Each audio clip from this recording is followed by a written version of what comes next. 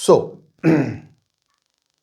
मोहम्मद बिन तुगलक के 5 over ambitious project में से 1326 में टैक्सेशन इन द्वाब द्वाब रीजन में जिस टाइम पे टैक्स कम करना चाहिए था उस टाइम पे 10 गुना टैक्स बढ़ा दिए उसमें। तो लोग सोचने लगे थे यार ये तो पागल है ना, पागल कोई भी पागल सोचेगा। दूसरा चीज है कि transfer of the capital Delhi से दौलताबाद, मतलब नॉर्थ से साउथ तक चेंज किए थे, उसके बाद जो है फिर दौलताबाद से दिल्ली को शिफ्ट किए थे।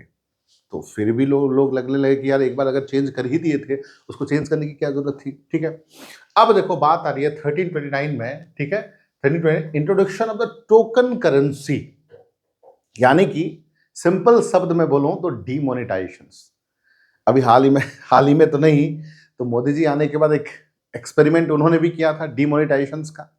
डिमोनेटाइजेशन एक तरफ से कह सकते हो, तो that is known as introduction of the token currency, यानी कि उस टाइम पे सोने का सिक्का और सिल्वर, गोल्ड एंड सिल्वर जो है प्रचलन में था। Gold and silver. आज के डेट में जब मैं क्लास कर रहा हूं, ठीक है, तो आज के डेट में गोल्ड का रेट है, ठीक है, कितना है, 1,90,000।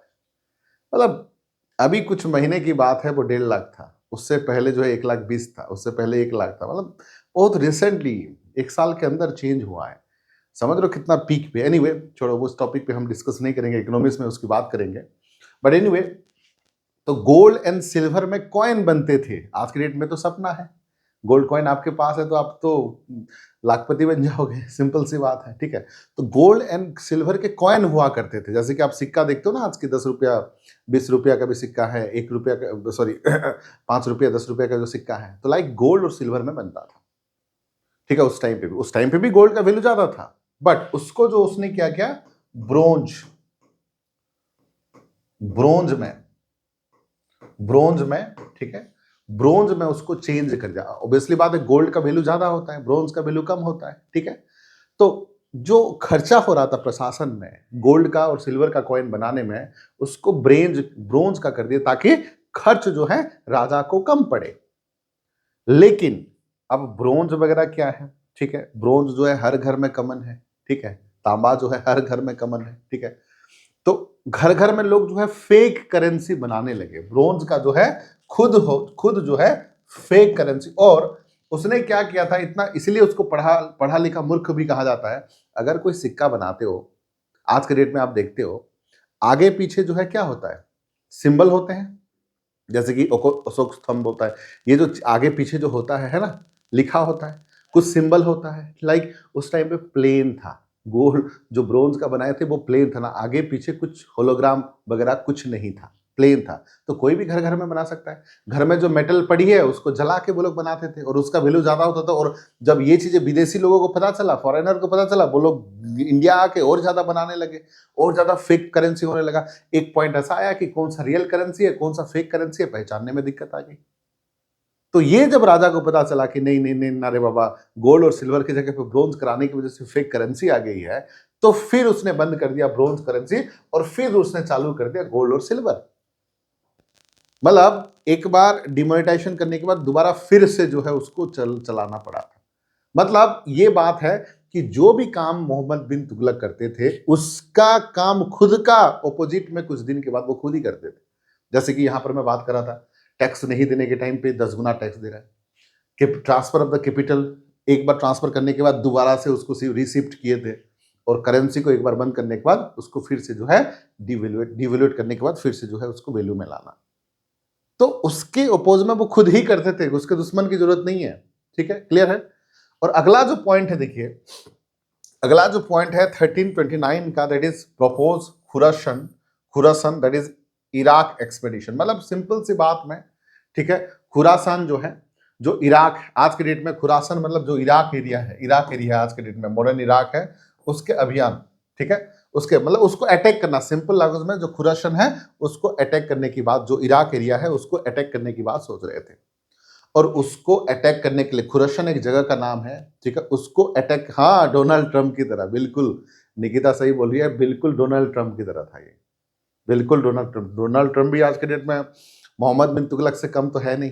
ठीक है, बिल्कुल डोनाल्ड ट्रंप की तरह।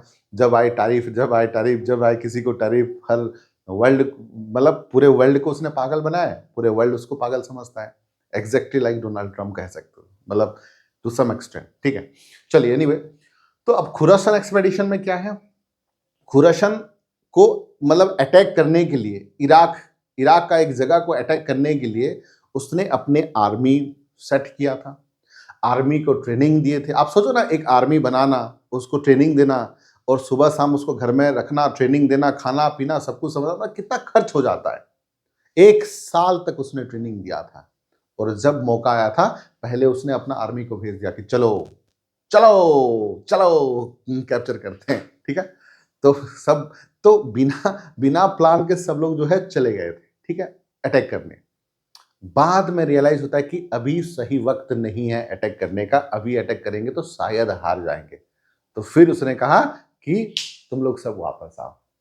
मतलब 1 साल से ट्रेनिंग देने के बाद, एक बार भेजने के बाद, वहां पर रहने के बाद उनको रियलाइज होता है कि तुम लोग वापस आ जाओ। फिर से लोग सोचने लगे कि ये तो यार सच में पागल है। और एक चीज हुआ था 1330 में, कुराचिल एक्सपेडिशन, मतलब वही चीज है, सेम टाइप इंसिडेंट है। ये कुराचिल नाम का एक जगह है, उसका अभियान करना। और ये जो कुराचिल है इंडिया और चाइना के बॉर्डर में है, जो तिब्बत एरिया है ना, इंडिया और चाइना के बॉर्डर जो तिब्बत एरिया है वहां पर है कुराचिल। ठीक है, तिब्बत एरिया। और इंडिया और चाइना मतलब एक तरफ से कह सकते हो, उस तरह हिमालय पर्वत भी है, हिमालय माउंटेन भी है। और उसको क्रॉस करके जाना, उस एरिया को जाना, मतलब हिमालय को क्रॉस करके जाना, इट वॉज वेरी डिफिकल्ट। और ये मतलब रेनी सीजन की बात है। तो उसने अटैक करने के लिए ऑर्डर दे दिया और भेज दिया अपने आर्मी को। फिर जब आर्मी हिमालय आधा दूर जा चुके थे, वहां से फिर ऑर्डर देता है कि तुम लोग वापस आओ, अभी जाओगे तो बारिश हो रही है, ठंड हो रही है, जिसकी वजह से आर्मी कुछ मर रहे थे, तो उनको बोला फिर से वापस आओ। तो फिर से लोगों को लगने लगा ये सच में पागल है। तो ये जो 5 ओवर एम्बिशियस प्रोजेक्ट है, उसके अपोज में वो खुद काम करता था। एक लाइन में अगर बताऊं, 1326 में टैक्सेशन द्वाब, जहां पर टैक्स उसको कम करना था, उसको टैक्स 10 गुना बढ़ा दिया। लोग यहां से लगने लगा कि वो पागल है। फिर 1327 में transfer of the capital, Delhi से दौलताबाद उसने शिफ्ट किया। फिर दौलताबाद से दिल्ली सबको ले गया, यहां पर उल्टा खुद का उल्टा काम खुद किया। Introduction of the token currency, gold और सिल्वर कॉइन थे, उसको चेंज करके ब्रोंज तांबे के कॉइन में ट्रांसफर किया। फिर फेक करेंसी होने की वजह से उसको फिर से बदलना पड़ा, उसके अपोज में वही काम किया। खुरासान को अटैक कर चुका था, पूरा 1 साल तक आर्मी को ट्रेनिंग दे चुका था, अटैक करने के टाइम पे अटैक भेज चुका था, उसके बाद उसको वापस आने के लिए ऑर्डर दिया। कुराचिल एक्सपेडिशन 1313 में, कुराची में भी अपना आर्मी को भेज चुका था हिमालय को पार करके अटैक करने के लिए, बीच में उनको भी बुला लिया। मतलब उसके हर एक प्रोजेक्ट के खिलाफ कोई दुश्मन की जरूरत नहीं है, वो खुद ही अपना दुश्मन होता था, उल्टा खोपड़ी का। इसलिए लोग उसको मेंटल, पागल, सनकी या पढ़ा लिखा मूर्ख, एजुकेटेड फुल। और मैं बता दूं आप लोगों को सबसे फनी बात, कि तुगलक वंश में सबसे पढ़ा लिखा जो रूलर था ये भाई साहब सबसे पढ़ा लिखा थे, लेकिन काम उसका सबसे उल्टा। ठीक है, क्लियर है पॉइंट? चलिए अब नेक्स्ट है 1326 में taxation in Doab. Taxation in Doab जो मैं बात कर रहा था, ठीक है, टैक्सेशन इन दोआब की बात करता हूं, वही चीजें हैं, उसमें कुछ इंपोर्टेंट पॉइंट नोट डाउन कर लीजिए। ठीक है, एक सुल्तान, देखो sultan created a new department in agriculture. Agriculture के लिए एक नया डिपार्टमेंट बनाया था जिसका नाम है दीवाने कोही। एग्रीकल्चर का डेवलपमेंट के लिए उसके उनके फादर जो थे वो भी एग्रीकल्चरल रिलेटेड एक्टिविटीज बहुत करते थे, और एक नया डिपार्टमेंट बनाया था जिसको दीवाने कोही भी कहा जाता है। ठीक है, दीवाने कोही भी कहा जाता है। और उस टाइम पे 2 प्रकार का टैक्स होता था, एक है हाउस टैक्स, एक है पैश्यूट टैक्स। एक है हाउस टैक्स जिसको घरी कहा जाता था, ठीक है, हाउस टैक्स जिसको घरी कहा जाता था, और एक है चराही। ठीक है, चराही दैट इज पैश्यूट टैक्स। ठीक है, पैश्यूट टैक्स। ठीक है, चरगाह के लिए जो टैक्स था, ठीक है, वो है पैश्यूट टैक्स। ठीक है, और दोआब रीजन यानी कि गंगा यमुना रीजन में उन्होंने 10 गुना टैक्स जो है बढ़ा दिया। ठीक है, क्लियर है? पहला चीज है जो मैंने बताया था। अब देखो, अब और एक चीज है कि 5 projects led to the revolt and his last day were spent checking the revolt, 30 revolt in 25 yes. मैंने बताया था आप लोगों को, इतने सारे कारनामा उसके, इतने सारे कांड कर दिए थे, इतने सारे बकवास चीजें कर दिए थे अपने टाइम पे, कोई 25 साल में उसके खिलाफ 30 रिवोल्ट हुए थे, 30 रिवोल्ट इन 25 ईयर्स, ठीक है। 25 साल के अंदर उसने इतना सारा, मतलब कह सकते हो इतना सारा अपना एडमिनिस्ट्रेशन को खराब कर दिया था कि 25 साल में उसके खिलाफ 30 रिवोल्ट हुए थे, ठीक है। और उनका डेथ जो है तता में हुआ था, जब सिंध की तरफ जो है मतलब against the Tagi, Tagi was a Turki slave, he died in तता which campaigning in Sindh against the तागी। तागी कौन था? तागी जो है तुर्की स्लेव था, ठीक है।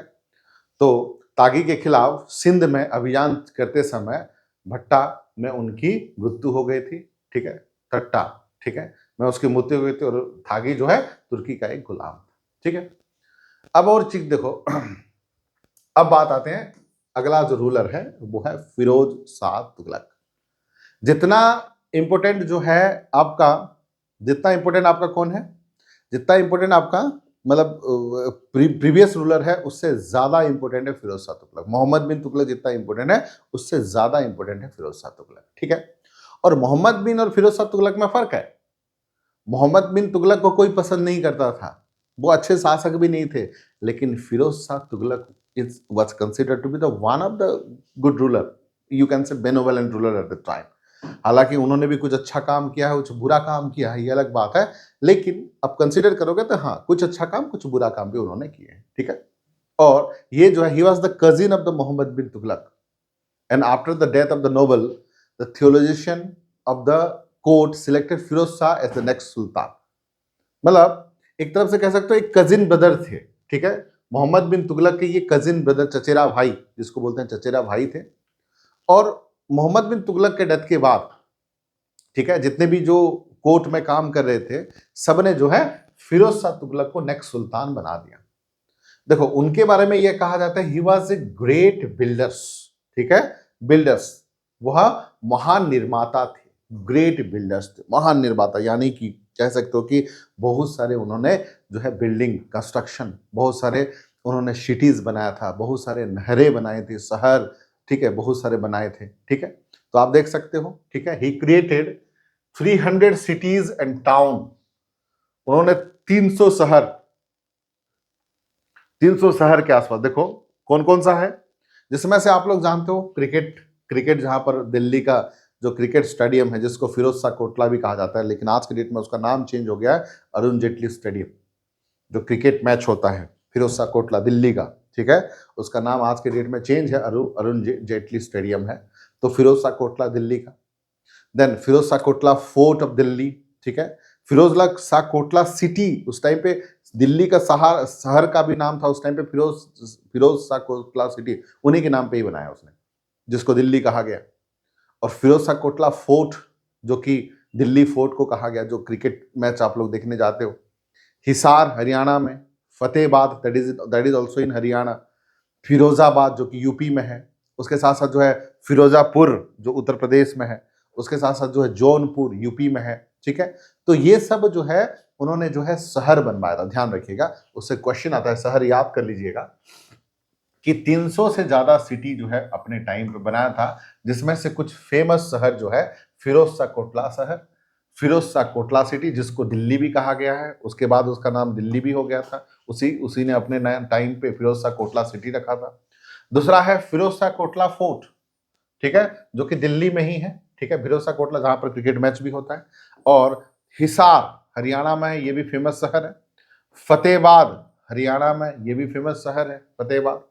उसके बाद जो है फिरोजाबाद, फिरोजाबाद यूपी में, ये भी फेमस शहर है।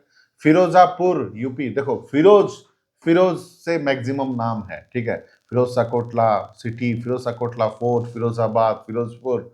देन जौनपुर, जौनपुर कौन है, जौनपुर, ठीक है, जौनपुर, ठीक है, जौनपुर यूपी, ठीक है, जौनपुर यूपी में है, ठीक।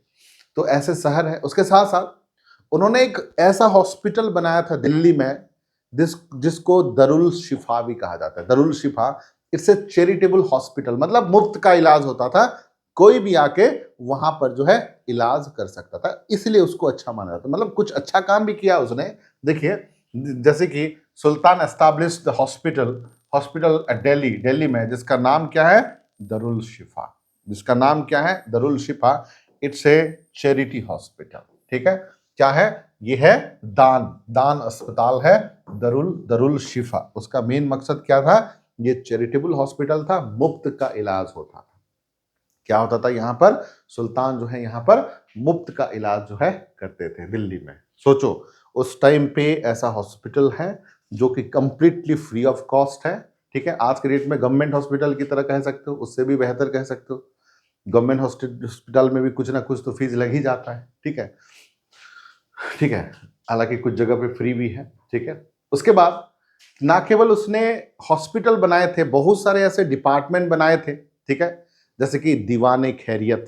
ठीक है, दीवाने खैरियत। ठीक है, दीवाने दैट इज बंगादन। ठीक है, दीवाने बंगादन। ठीक है, और बनगदन कह सकते हो। ठीक है, then उसके बाद जो है दीवाने इस्तिकाका। तो ये सब अलग अलग, ये इंपॉर्टेंट डिपार्टमेंट है, ये ध्यान रखिए। देखो पहला एक डिपार्टमेंट, देखो नाम है, पहले नाम देख लो। ठीक है, एक है दीवाने खैरियत, एक डिपार्टमेंट का नाम है दीवाने खैरियत। ठीक है, दूसरा दीवाने बनगदन। ठीक है, दैट इज दीवाने बंगादन। ठीक है, जैसे भी प्रोनाउंस कर सकते हो, बंगादन। ठीक है, पहला क्या है? दीवाने खैरियत। और उसके बाद मैं बताऊंगा ये डिपार्टमेंट सब क्या है। और एक देखो दीवाने इस्तिका का। ठीक है, एक है दीवाने इस्तिका का। ये डिपार्टमेंट का देखो खासियत क्या है, मैं पहले बता देता हूं। सबसे पहले मैं बता देता हूं दीवाने खैरियत।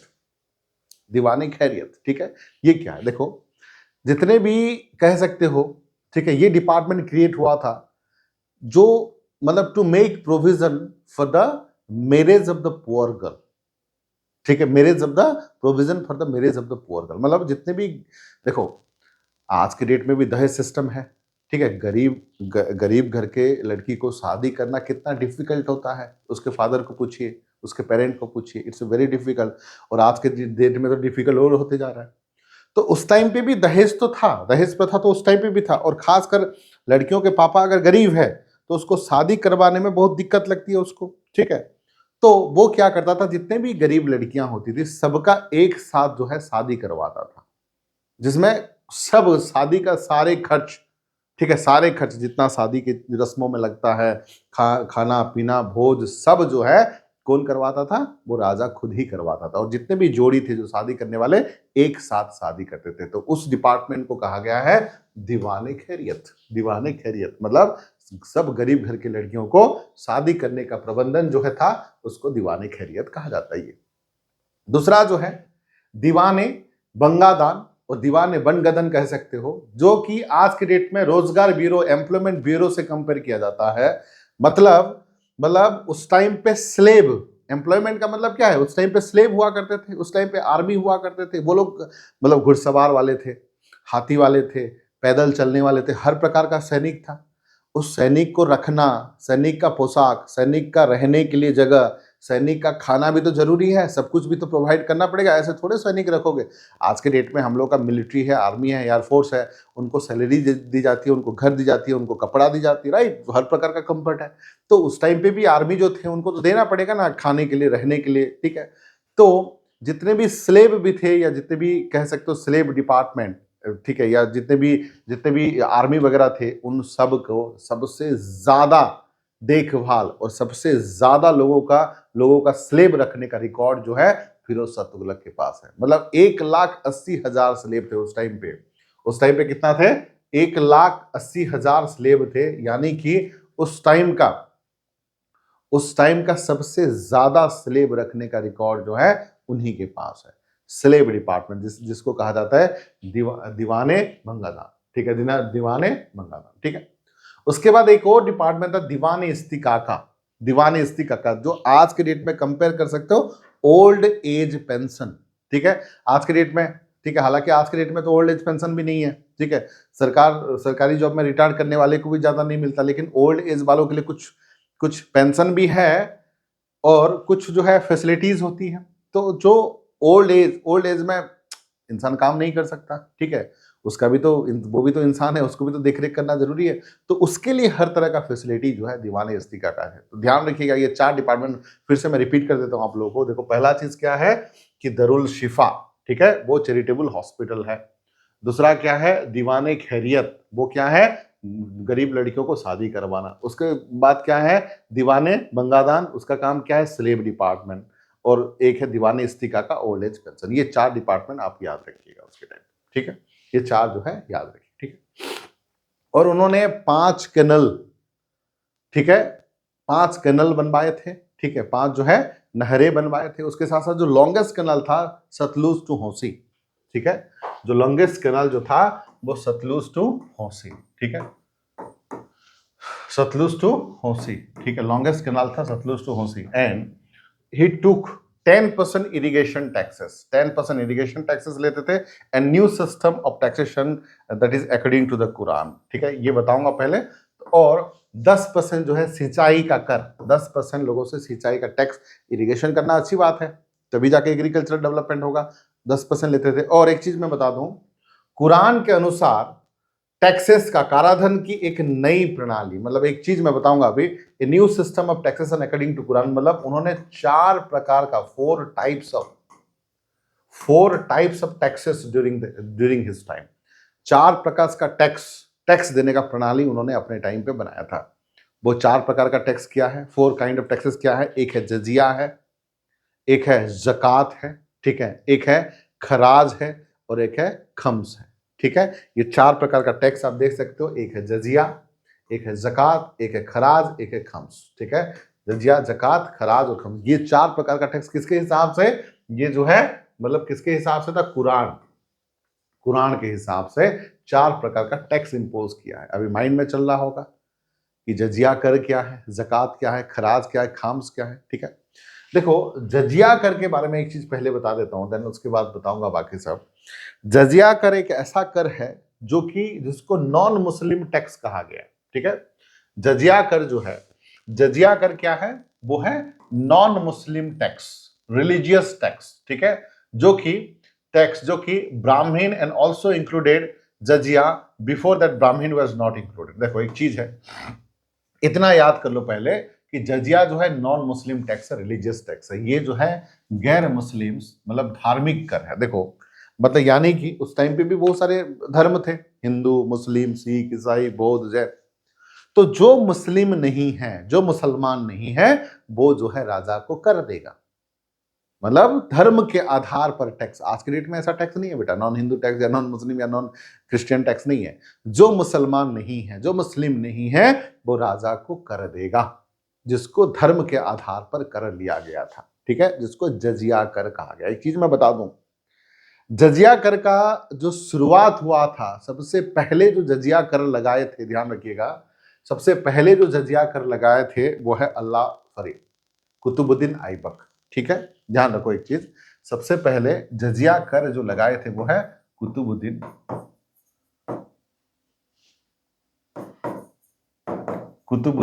ऐबक।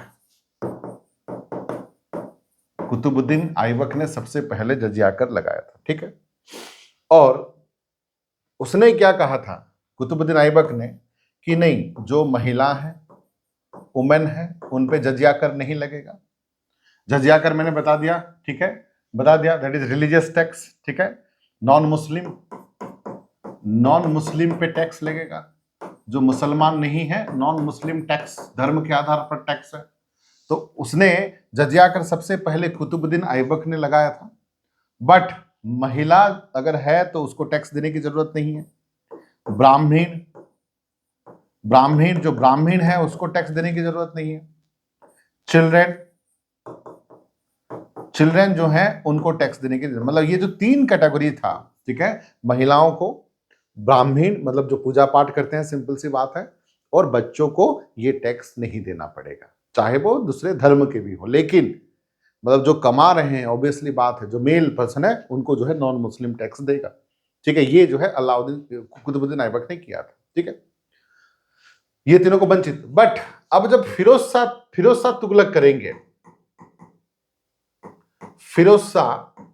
तुगलक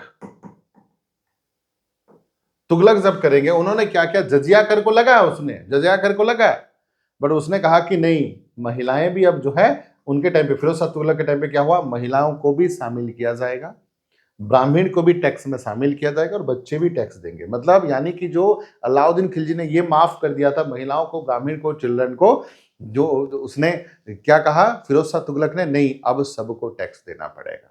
क्या है, सबको टैक्स देना पड़ेगा। फिर ध्यान रखिएगा, इस टैक्स को फिर से हटाए थे अकबर ने। Akbar is considered to be the one of the great ruler. उनको थोड़ा सा लोग पसंद करते हैं क्योंकि हिंदू के लिए और मुस्लिम के लिए दोनों के लिए अच्छा काम किए थे। तो अकबर ने जजिया कर को पूरी तरह से हटाए थे, लेकिन उसके बाद उसको रीइम्पोज दोबारा से जो लगाया था कौन, औरंगजेब। दोबारा जो लगाया था वो है औरंगजेब। दोबारा जो लगाया था औरंगजेब एक क्रूर शासक है, क्रूर शासक है। उसने हिंदुओं के मंदिर को तुड़वाया था, उसने जो है हिंदुओं के जो फेस्टिवल था, दिवाली, दशहरा, होली, ये सब को पूरी तरह से बैन कर दिया था। ऐसा इंसान जो अपने दरबार में जितने भी म्यूजिशियन है सबको हटा देता, मतलब आप सोचो ना, ऐसा इंसान जिसको म्यूजिक नहीं पसंद, अपने दरबार से जितने भी म्यूजिशियन है सबको हटा दिया था। ऐसा इंसान है हिंदुओं के मंदिर को तुड़वाने की कोशिश की थी, कोशिश क्या, बहुत सारे मंदिर को तुड़वा दिया था। ऐसा इंसान है जो कि मतलब हिंदुओं को मार देता था, एक तरफ से मंदिर तुड़वाने के साथ साथ हिंदू लोगों की हत्या भी कर देता था बिना मतलब के, ठीक है। तो ऐसे मतलब एक तरफ से जिसको कट्टरता बोलते हैं, फेनेटिक मुस्लिम्स, ठीक है, फेनेटिक जिसको कहा जाता है, कट्टरवाद जो है, मुस्लिम का जो कट्टरवाद है एक तरफ से टोटली कट्टर था, ठीक है। हिंदुओं को फेस्टिवल बैन कर देना, म्यूजिशियन को हटा देना, ठीक है, ये हिंदुओं को मार देना, ये जो है किसके टाइम पे, औरंगजेब। तो औरंगजेब को कोई आज के डेट में पसंद ही नहीं करता। तो ध्यान रखिएगा, एक पॉइंट फिर से, जजिया कर शुरुआत कुतुबुद्दीन ऐबक ने किया था, जिसमें महिला, ब्राह्मण और चिल्ड्रन को एक्सक्लूड किया था। फिरोज शाह तुगलक ने सबको शामिल किया, मतलब महिला, ब्राह्मण और बच्चे भी देंगे।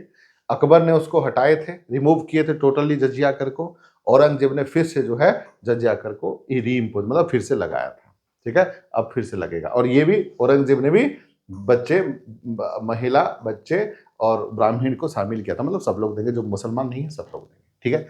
This is the history about the jizya kar, ठीक है।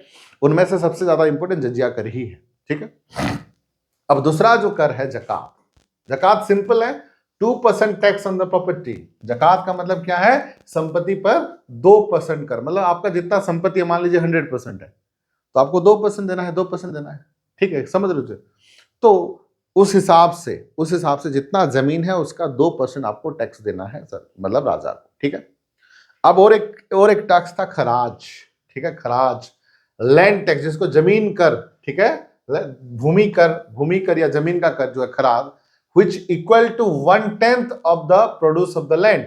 भूमि के उपजाऊ के 1/10 बराबर होते हैं, मतलब सिंपली 1/10 भी कितना परसेंट हुआ, 10% ही हुआ।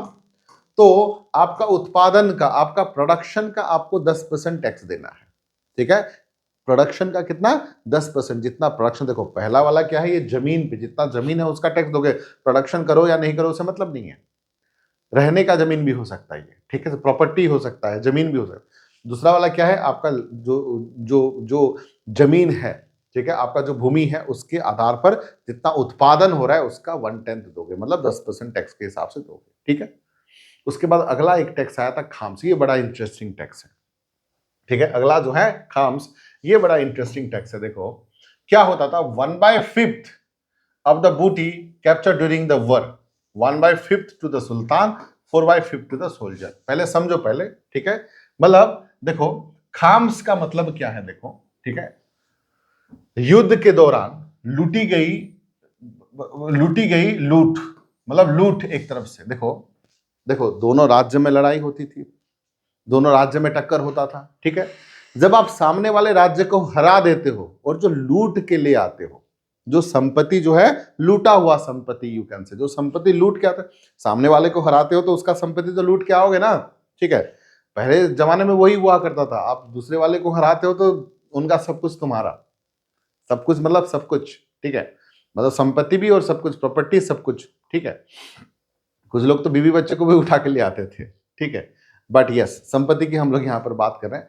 तो संपत्ति तुम्हारा हो जाता था, मतलब संपत्ति जो लूट के लाया जाता था, ठीक है, खाम्स का मतलब है, तो उसको 5 हिस्सों में बटा जाता था, that was divided into 5 part, ठीक है।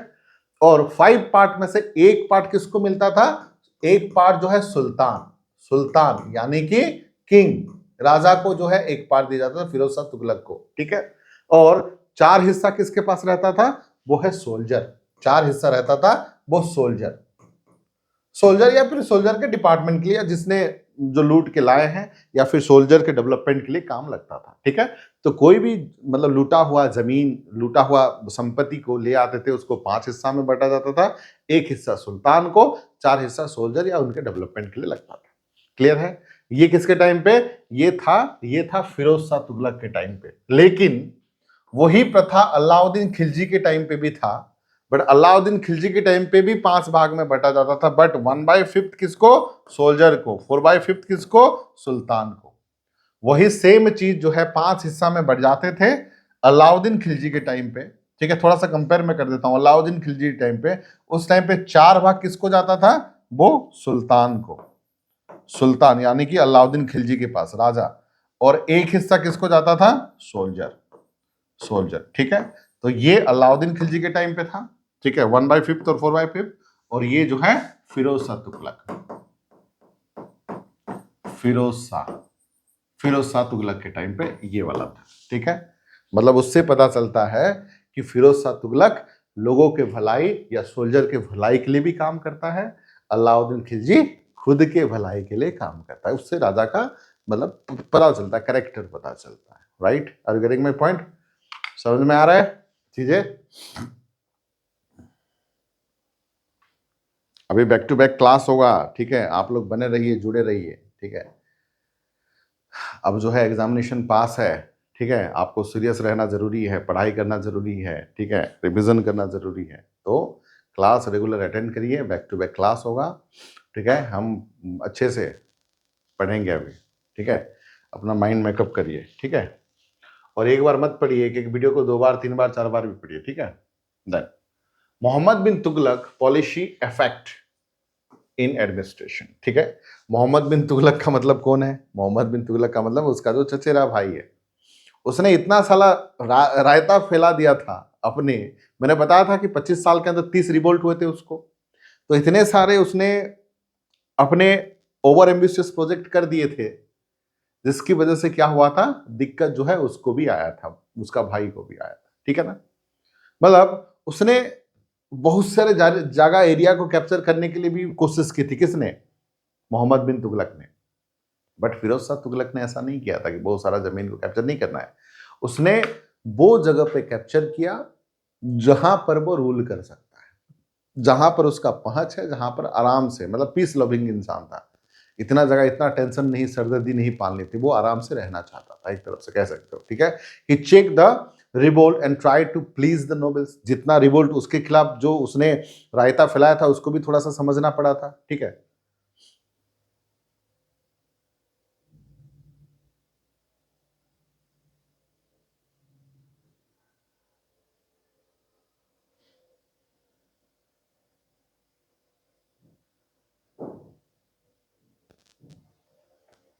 सर हमें अलाउद्दीन के बाजार नियंत्रण का नीति क्यों पढ़ाया जाता है, जबकि पढ़ाया जाता है जब ये बेहतर नहीं था? नहीं नहीं, इट्स नॉट अबाउट बेहतर।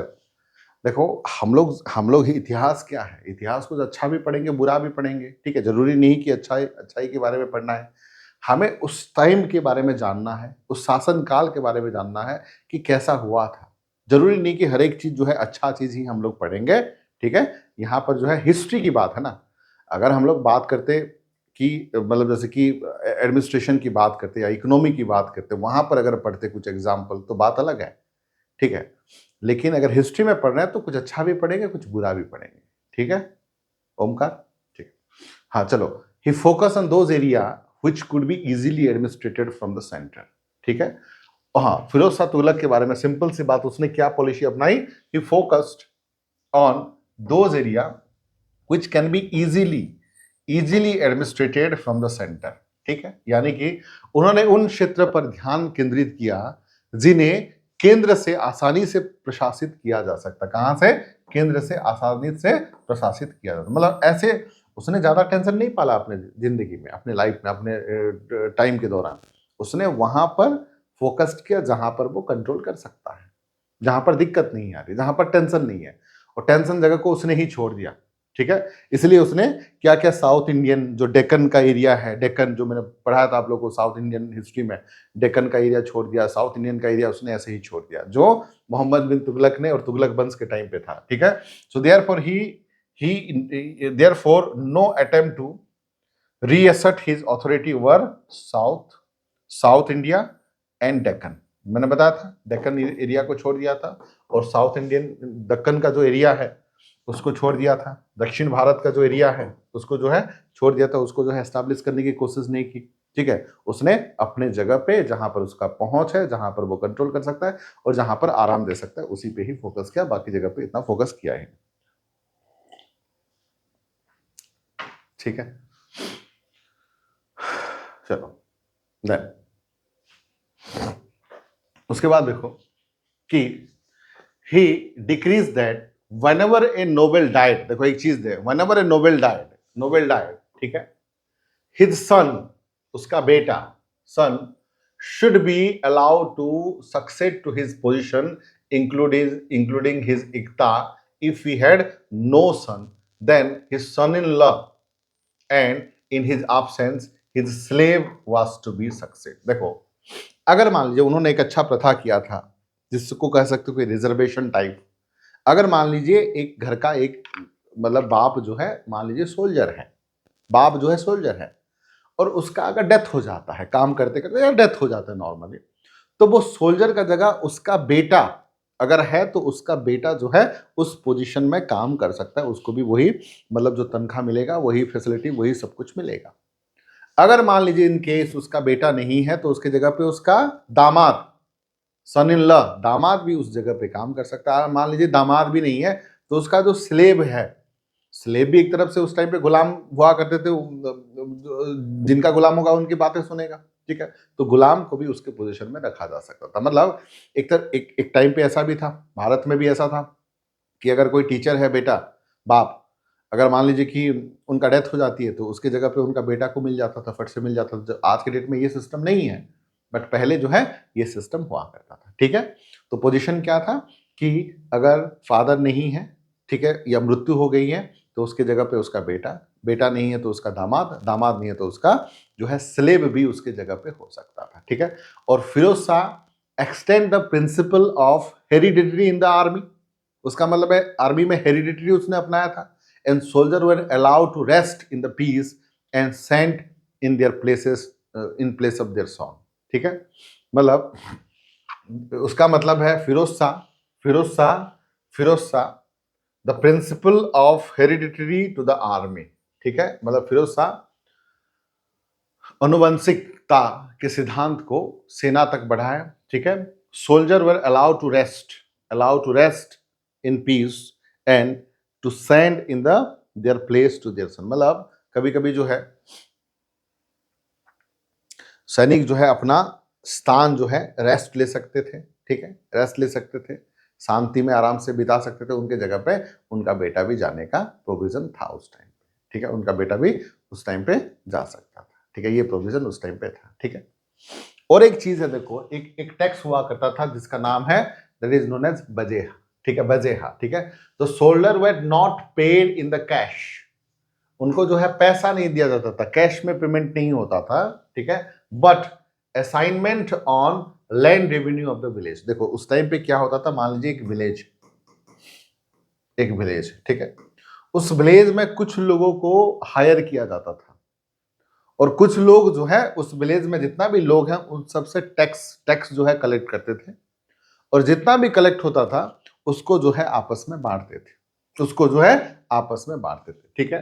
तो सैनिक को नगद भुगतान नहीं किया जाता था, बल्कि गांव के भू राजस्व पर उनको जो है मतलब दिए जाते थे। देखो जो कैश पे उनको पेमेंट नहीं होता था, but assignment on the land revenue of the village, village से जितना भी मिलता था, वहां विलेज से जितना भी मिलता था उसी से ही वो लोग जो है मेंटेन करते थे, ठीक है। And this noble technique of payment led to many abuses, ठीक है। भुगतान की इसी नवीन तकनीक जो के कारण कई जो है दुरुपयोग मतलब अब्यूजेस, मतलब कोई उसको यूज अच्छा से नहीं करते थे, दुरुपयोग होता था। ही प्रोहिबिटेड द प्रैक्टिस ऑफ, और एक चीज है, ठीक है, तो ये वाला जो चीज है कि अगर टैक्स कलेक्ट कर लेंगे, ठीक है, तो कभी कभी जो है ज्यादा टैक्स कलेक्ट करके कुछ लोग अपने हिसाब से रख लेते थे, ठीक है। मतलब आप सोचो ना, अगर अगर गांव के लोगों से टैक्स कलेक्ट करके ही उनको अगर पेमेंट मिलेगा, तो क्या कर, जो लोग टैक्स कलेक्ट कर रहे हैं क्या कर रहे हैं, 10 रुपये की जगह पे 20 रुपया लेंगे, 20 रुपये की जगह पे 30 रुपये लेंगे, 30 रुपये की जगह पे 50 लेंगे, ताकि जितना ज्यादा कलेक्ट कर पाएंगे उतना उनके पेट भरेगा। एक तरफ से कह सकते हो कि जमींदारी सिस्टम टाइप, जो जमींदारी सिस्टम टाइप कह सकते हो, ठीक है। उसके साथ साथ उसने क्या किया था देखो, कि he prohibited the practice of Muslim women, ठीक है, Muslim women going to worship at the graves of saint he consider as a non Islamic, ठीक है। उन्होंने मुस्लिम महिलाओं के संतों की कब्र पर पूजा करने जाने की प्रथा पर रोक लगा दी थी, वह इसे गैर इस्लामिक मानते थे, ठीक है। मतलब जिनका डेथ हो गया उनकी कब्र पे जो है मुस्लिम महिला जो है नहीं जा सकती, ठीक है। आज के डेट में भी ऐसा ट्रेडिशन है, मुस्लिम जो है कब्र पे नहीं जाती, ठीक है, जहां पर डेथ हुआ है वहां पर नहीं जाती। हालांकि हिंदू धर्म में भी ये चीज है, बट हिंदू धर्म में इतना स्ट्रिक्ट नहीं है। आज के डेट में ये चलन जो है, मतलब महिलाएं भी जो है जाना स्टार्ट हो गया है। हालांकि पहले जो है नहीं जाते थे, अब मुस्लिम में वो कब्र को नहीं जाते हैं, ठीक है। वो उसको क्या डिक्लेयर किया कि गैर इस्लामिक है, ये जो है this is considered as the non Islamic, ठीक है, नॉन इस्लामिक। उन्होंने महिलाओं को मना कर दिया था कब्र जाने के लिए, है ना। ये भी था उन्हीं के टाइम पे, ठीक है। देन उसके बाद देखो और एक चीज है, द 2 पिलर ऑफ अशोका, ठीक है, one from Topra Haryana and other from the Meerut were brought to Delhi, ठीक है। जो अशोक स्तंभ थे, पिलर थे, ठीक है, 2 स्तंभ, ठीक है, 2 पिलर्स ऑफ अशोका, अशोक के 2 स्तंभ जो थे उसने जो है दिल्ली ले आए थे। एक है हरियाणा से और एक है यूपी से, हरियाणा के टोपरा से और मेरठ के यूपी से। उन्होंने कहा ले आए थे, दिल्ली ले आए थे, ठीक है। अशोक के 2 स्तंभ, एक टोपरा फ्रॉम हरियाणा से और दूसरा मेरठ यूपी से दिल्ली लाए गए थे, ठीक है। और फिर उनका डेथ हो गया था 1388 में, उनका जो है फिरोज शाह तुगलक का डेथ हो गया था 1388 में, ठीक है। अब देखो फिरोज शाह तुगलक के बारे में एक चीज और है, ठीक है, कि his rule was marked by peace and tranquillity and the credit for it goes to the prime minister, that is Khane Jahan मकबूल, ठीक है। मतलब एक तरफ से उनके टाइम पे जो है शांति, उनके टाइम पे, क्योंकि ये शांति इतना ज्यादा टेंशन लेने वाला, जैसे कि उसके जो चचेरा भाई थे फिरोज शाह तुगलक के, कौन थे चचेरा भाई, फिरोज शाह तुगलक के जो चचेरा भाई कौन थे, वो थे मोहम्मद बिन तुगलक। उसको पूरा बहुत सारा एरिया को कैप्चर कर रहा था, ओवर एम्बिशियस प्रोजेक्ट, बहुत सारी चीजें अपने टाइम पे कर रहे थे,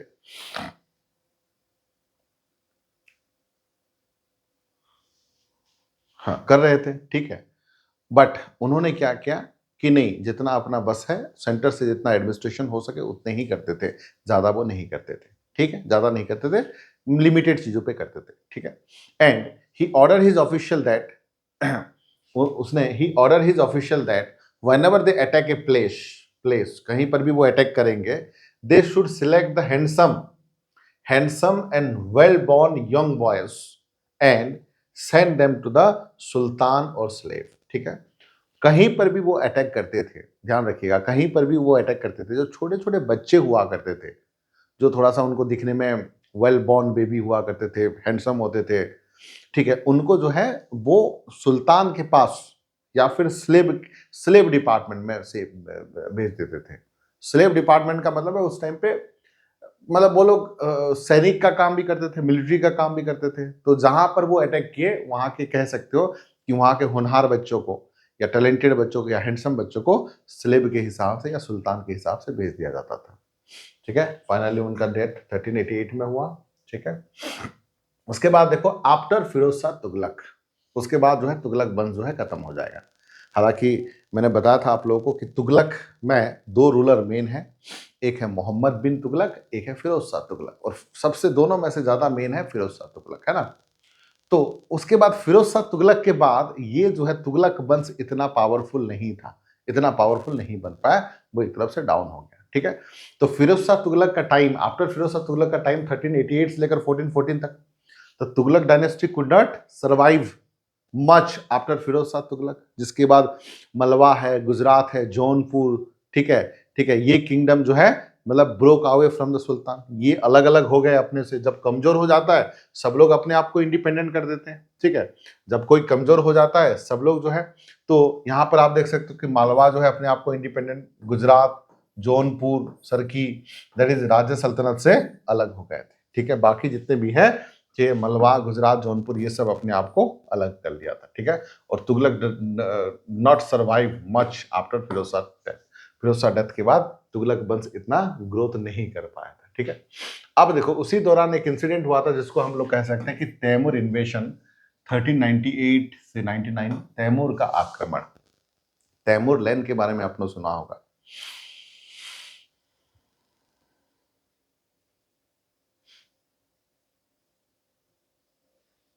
नहीं नहीं, ये वंश नहीं है, ये वंश नहीं है, फिरोज शाह तुगलक का ही है, ये वंश का नाम नहीं है, आफ्टर फिरोज शाह तुगलक है, ठीक है। जैसे कि अशोका के टाइम पे हुआ था ना, मौर्य साम्राज्य था, मौर्य पीरियड, तो after Ashoka, Ashoka famous ruler थे, आफ्टर अशोका मतलब आफ्टर फिरोज शाह तुगलक। ये वंश नहीं है, मतलब उसके वंशधर जो है, आने वाला पीढ़ियां हैं, मतलब ये कहा गया कि फिरोज शाह तुगलक के बाद वही वंश ही चल रहा है, ठीक है। हाँ देखो, अब देखो उसी टाइम पे तैमूर का इन्वेजन हुआ था। तैमूर लैंड के बारे में आपने सुना होगा, एक खतरनाक मंगोलिया, ठीक है, ठीक है। देखो, तो उस टाइम पे तैमूर लैंड जो है, एक कह सकते हो कि खतरनाक इंसान था, a Turkish chief and a cruel conqueror from Mongolia and descendant of Genghis Khan invaded India in 1398 during the reign of Muhammad Shah Tughlaq, ठीक है, and the last ruler of the Tughlaq dynasty, ठीक है। And Timur army mercilessly plunder Delhi. देखो, जो तुगलक वंश के जो अंतिम शासक जो था, जिसका नाम क्या है, मोहम्मद शाह तुगलक। तुगलक वंश के अंतिम शासक जिसका नाम क्या है, मोहम्मद शाह तुगलक था, ठीक है, अंतिम था वो, मतलब ये कह सकते हो तुगलक वंश के अंतिम शासक मोहम्मद शाह तुगलक, ठीक है।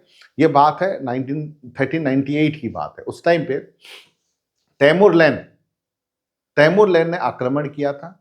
वो मंगोल का रहने वाला, ठीक है, जिसको चेंगिज खान भी मंगोल का है, खतरनाक डिक्टेट, एक तरफ से खतरनाक, ऑल ओवर द वर्ल्ड में फेमस था चेंगिज खान। तो उसी के डिसेंडेंट, उसी के वंशज, ठीक है, उसने जो है भारत के ऊपर आक्रमण किया था और पूरा लूट मार करके जो है दिल्ली को पूरा तबाह कर दिया था एक तरफ से, ठीक है। तो ये मोहम्मद शाह को भी मार दिया था एक तरफ से, ठीक है, और दिल्ली को प्लंडर करके चला गया था, ठीक है। और Timur return to the central Asia को वो चला गया था, living a nominee Khizr Khan. उसने एक नोमिनी को छोड़ के Khizr Khan to rule Punjab in the year 1440 and he died while on his way to China. तो उसने जो है खिजिर खान नाम का एक पर्सन को उसने जाते जाते अपना भार संभाल के गया था। और ये जो खिजिर खान है, ये एक नया वंश का शुरुआत कर देंगे, जिसको हम जो है खिजिर खान जो है दिल्ली का शासक बनते हैं और नया वंश शुरुआत कर देते हैं, जिसका नाम है सैयद डायनेस्टी। मतलब यहां पर जो है तैमूर लैंड के बाद ये वंश जो है खत्म हो जाता है, तुगलक वंश, और नया वंश शुरुआत हो जाता है। और नया वंश का नाम क्या है, सैयद डायनेस्टी, जो कि हम अगले क्लास में पढ़ेंगे सैयद के बारे में। हालांकि सैयद डायनेस्टी के बारे में इतना बता दूं कि वो सैयद वंश जो है इतना ज्यादा इंपॉर्टेंट नहीं है, बट उसके बाद जो आएगा लोधी वंश, वो ज्यादा इंपॉर्टेंट है, ध्यान रखिएगा।